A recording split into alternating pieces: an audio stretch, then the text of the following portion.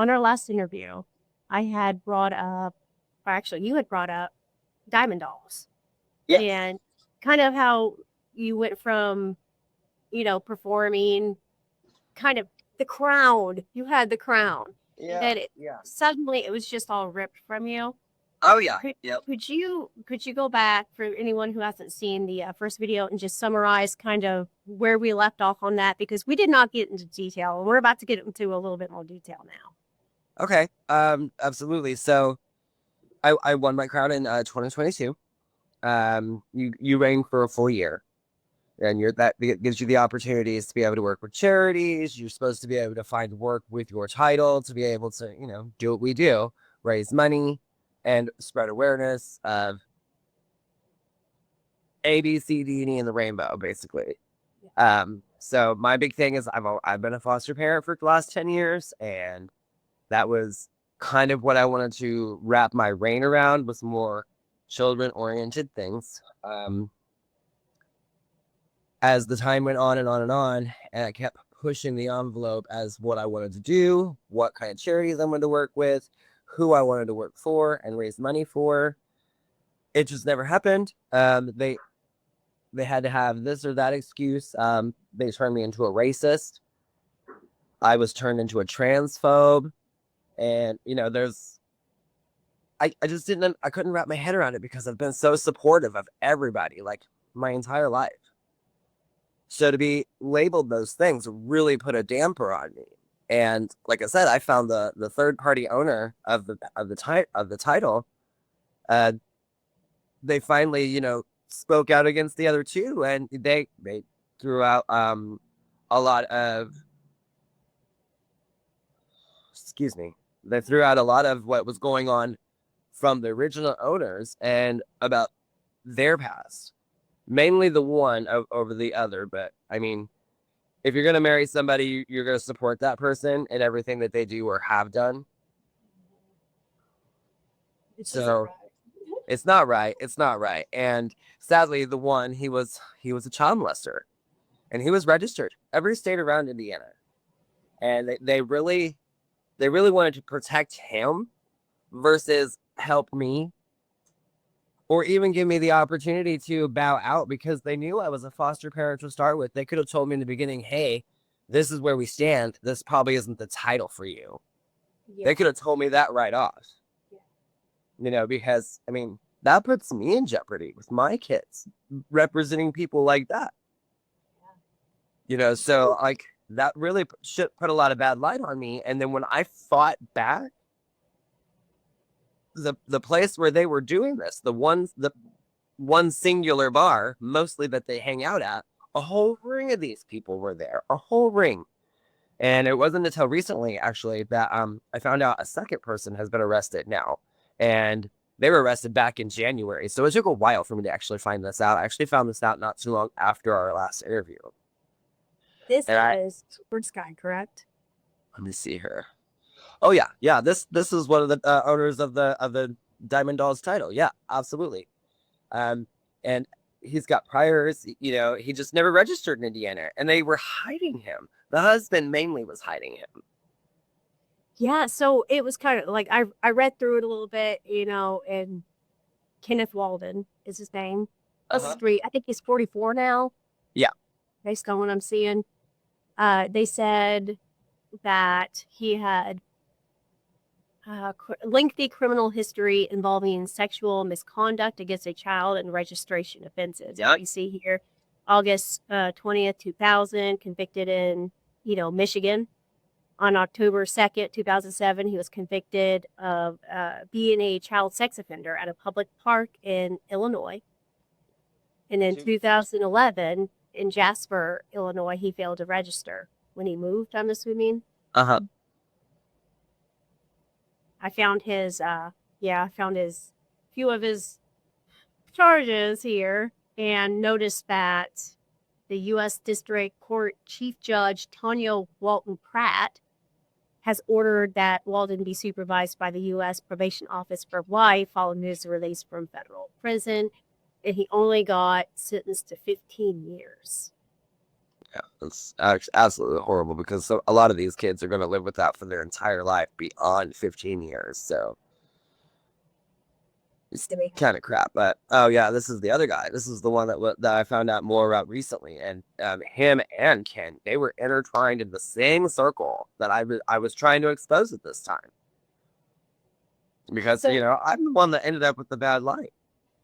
you got canceled, I think, about 2 or 3 times by now.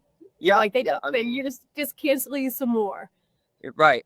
Basically, so I mean, if speaking what's right is what's going to get me canceled, I guess I'll stand alone and speak loud. Yeah. Yeah. So I did find I found these on mycase.in.gov, Okay. and so this person, Sunshine Vroman. Who is this person? What is the name? Sunshine Vroman. This is where somebody had updated. I don't know if you know who this person is, but they said you can call the corrections department, and they gave the number if you would like to Yeah. report social media activity. Yeah, It says I a actually minute. think this is like a news group. Okay, so they were saying, hey, this person may have already violated their probation by publicly posting to brag about them free. Yep. Yep. So this person got out. Is Quentin back in now? You see, I'm not 100% sure if he's sitting in or if he's sitting out because the way I'm understanding it is he gave up his phone and a lot of phone records. And I believe that that's why they released him because he gave up names and other people. So that's where I'm seeing this at. So if you looked at right here I'm showing 10 charges. All Okay. of them were dismissed except for the first two, child exploitation, because it's plea by agreement, Yep. which may have led us to these disgusting texts. Oh yeah. Yeah. Oh yeah, absolutely horrible. I read through some of these text messages and I was completely floored. Like, why would you keep this stuff if you're not trying to get caught, first of all? And then to use that as Maybe your they tried to delete it and maybe they recovered it. I don't know. I'm yeah, not I'm sure. not 100% sure on that. I was all on top of this. As soon as I saw this out, I was like, one of the people, and this person is another drag queen, by the way. They're a drag queen as well. Um, I was so on top of this. Like, I know that this community is really into this stuff. They're really wrapping themselves around protecting people. And I don't understand why they're protecting the wrong people. I'm assuming money. That's my assumption. There's some sort of And see, I actually just found out that the bartender whom originally started to throw me out of the bar, that told me that I cost the bar money, yeah. she recently was let go. So I'm wondering if she'll flip sides here at this point because I mean you got to speak on what's right. You really do. And if you're not, then you're literally wrong. And that's just the bottom line. What drives people to this point where you're actually protecting child predators? I don't Exactly. understand that this, and you're saying that this is not. I'm not. I don't know if it's common, but you're saying that it's there definitely. It is. I and In your the face.